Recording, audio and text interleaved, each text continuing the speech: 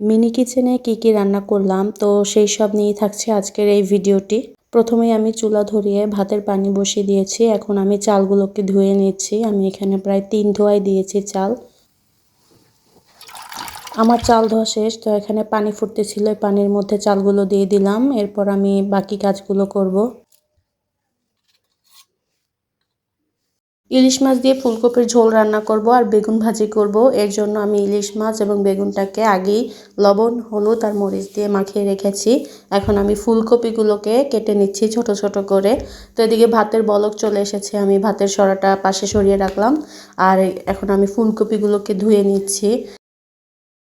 তো এর মধ্যে আমার ভাত প্রায় হয়ে গিয়েছে। এখানে আমি ভাতটা দেখে নিলাম হয়েছে কিনা। চেক করে দেখলাম ভাত হয়েছে। এরপর ভাতটাকে আমি এক সাইডে গড় দিয়ে রেখে দিলাম। এখন একটা কড়াই দিয়ে এতে সরিষার তেল দিয়ে দিব। এখন আমি বেগুন ভাজি করে নিব।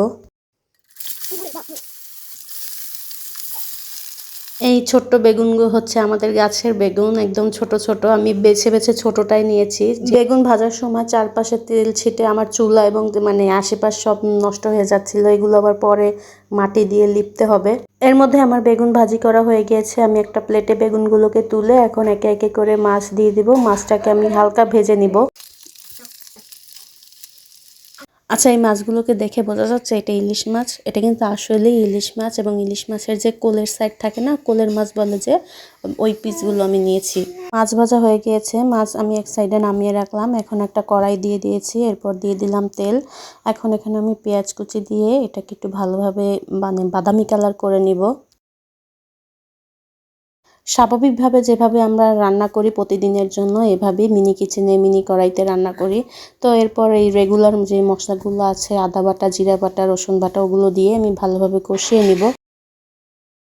কষানোর সময় কড়াইটা বারবার এক সাইড হয়ে যাচ্ছিল, তা আমি এটা আবার খুন্তি দিয়ে বারবার ঠিক করে দিচ্ছি।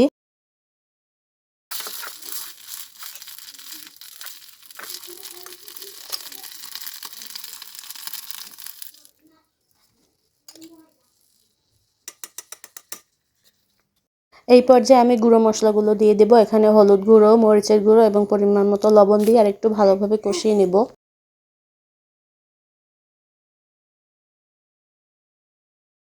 যাতে হলুদ মরিচের গন্ধ না থাকে। তো মশলাটা আমার মোটামুটি প্রায় কষানো হয়ে গিয়েছে। এখন আমি ফুলকপিগুলোকে দিয়ে আরেকটু 2 থেকে 3 মিনিট আরেকটু নেড়ে চেড়ে কষিয়ে নেব। ছোট কড়াইতে রান্না করে এই জন্য যেমন তেমন করে রান্না করে রেখে দেব তা কিন্তু না, এটা ঠিকভাবেই রান্না করব, কারণ এটা পরবর্তীতে খাবো।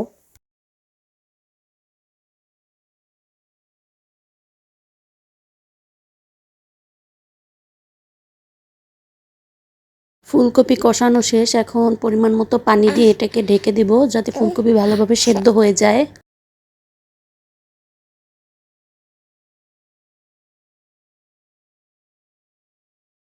ফুলকপিগুলো ভালোভাবে সেদ্ধ হয়ে গিয়েছে। এখন আমি ভাজা মাছগুলো এই ফুলকপির মধ্যে দিয়ে আর একটু কিছুক্ষণ রান্না করে নিব, যাতে মাছটা ভালোভাবে তরকারির সাথে মিশে যায়।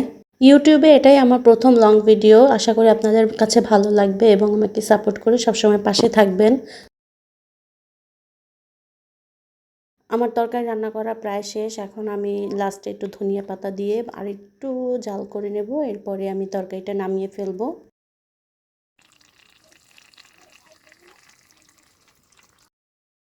তো আমি রান্না কমপ্লিট করে ফেললাম। এখানে ইলিশ মাছ দিয়ে ফুলকপির ঝোল রান্না করলাম, এই যে ভাত গড় থেকে উঠালাম, আর এই যে বেগুন ভাজি। আজকের ভিডিও এই পর্যন্তই। আবার দেখা হবে অন্য কোনো নতুন ভিডিওতে। ততক্ষণ পর্যন্ত ভালো থাকবেন। আল্লাহ হাফেজ।